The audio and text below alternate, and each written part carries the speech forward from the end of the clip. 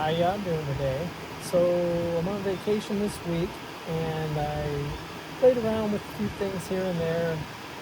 My grandson is into play pinball big time. He loves to play pinball.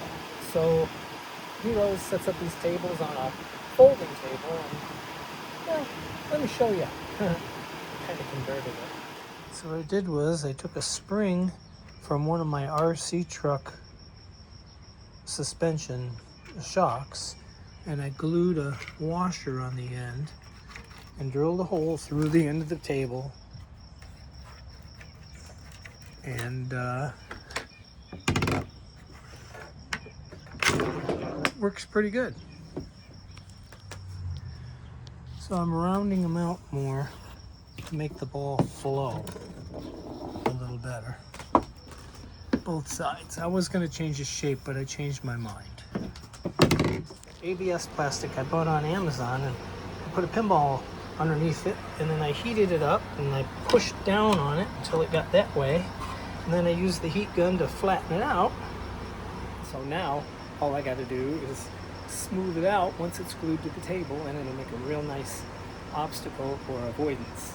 I made these corners out of plastic for the pinball machine to make a nice smooth corner. So here's where we're at so far.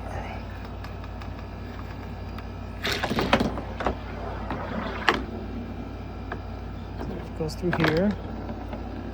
You can get a recovery. If it goes too slow, you're going to lose it. And we got these little bump things I made. They're not glued in yet.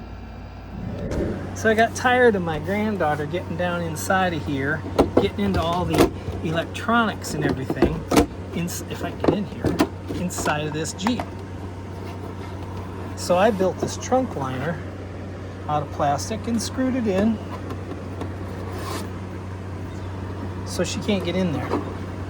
I'd show you, but then I have to pull the screws out. Let me see if I can show you without pulling the screws out. See, all of that was exposed under the hood. Now, it's nice and contained. I made the 4 SpongeBob bubble obstacles for the table by putting a pinball down and heating the plastic up and pressing it down over it. And then I heated it up and got it flat and straightened it out, and then I sanded the bottom and the corners to make a nice approach. And this should make a nice obstacle. Okay, so I got this one glued into place, and I've got this one glued into place right here. I have not committed to this one yet. I'm gonna put it right in here in this spot because it's gonna make a good obstacle, but I just don't want to do it until I have another batch of glue. You don't want to overdo your life with your glue. Okay, so it's getting late, but I got my sand trap in, and I got my sand painted on the bottom half. And it's looking pretty good. So I got the sand half and I got the blue half going.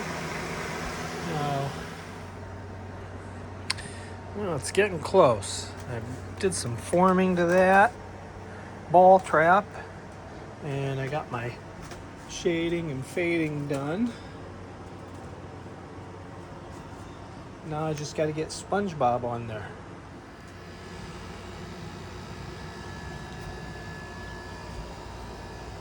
It's getting close. I got the stickers on this morning, and I did a little work on the ball return and made it a little more user-friendly.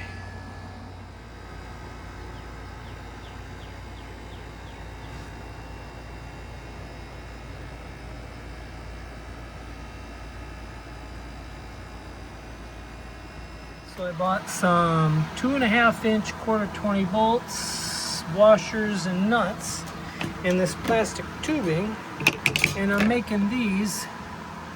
And what I do is I'm putting them in their floor, and then I'm putting rubber bands or hair bands or whatever I can come up with, something nice on there, and then I'm gonna make a little bumper spot. So I cleaned them up pretty good. They look pretty nice now, and they're extremely functional.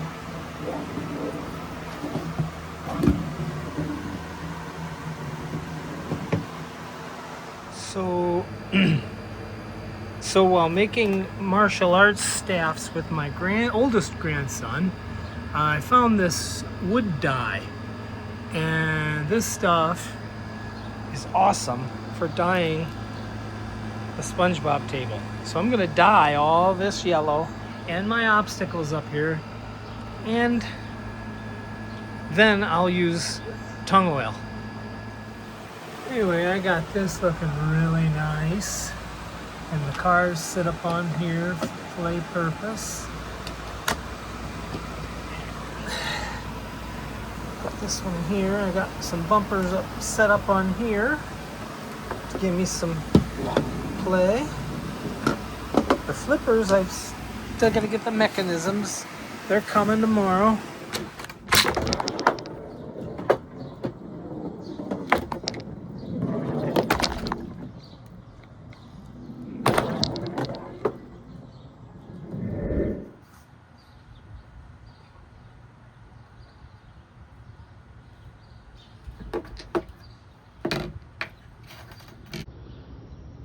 So I'm happy with it.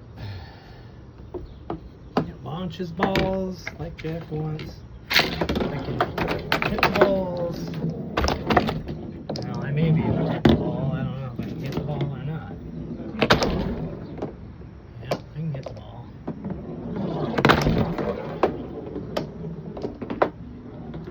Yeah, it works pretty good. I just got to put a lot more obstacles in the middle.